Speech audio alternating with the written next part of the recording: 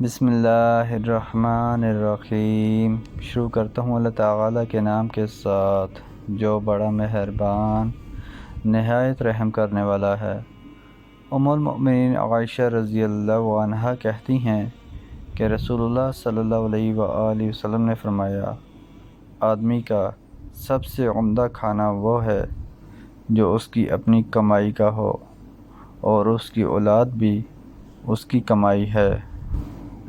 حضرت جابر بن عبداللہ رضی اللہ عنہما سے روایت ہے کہ ایک عورت رسول اللہ صلی اللہ علیہ وآلہ وسلم کے پاس آئی اور اس نے کہا، میری ماں کا انتقال ہو گیا اور ان کے ذمہ روزوں کی نظر تھی اور وہ اس کی ادائیگی سے پہلے وفات پا گئیں۔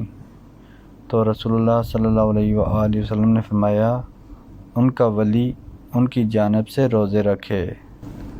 حضرت عبداللہ بن عباس رضی اللہ عنہما سے روایت ہے کہ سعد بن عبادہ رضی اللہ عنہ نے رسول اللہ صلی اللہ علیہ وآلہ وسلم سے فتویٰ پوچھا کہ میری ماں کے ذمہ ایک نذر تھی، وہ مر گئیں اور اس کو ادا نہ کر سکیں۔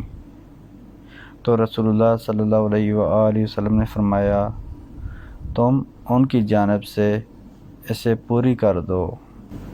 حضرت عبداللہ بن عباس رضی اللہ عنہما کہتے ہیں کہ نبی اکرم صلی اللہ علیہ وآلہ وسلم نے فرمایا، جس نے نذر مانی اور اس کی تعین نہ کی تو اس کا کفارہ قسم کا کفارہ ہے، اور جس نے ایسی نذر مانی جس کے پورا کرنے کی طاقت نہیں رکھتا تو اس کا کفارہ قسم کا کفارہ ہے، اور جس نے ایسی نذر مانی جس کے پورا کرنے کی طاقت ہو تو اس کو پورا کرے۔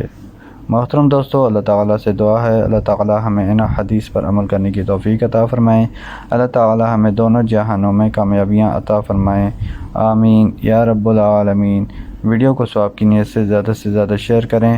جزاکم اللہ خیرا کثیرا۔ والسلام علیکم ورحمۃ اللہ وبرکاتہ۔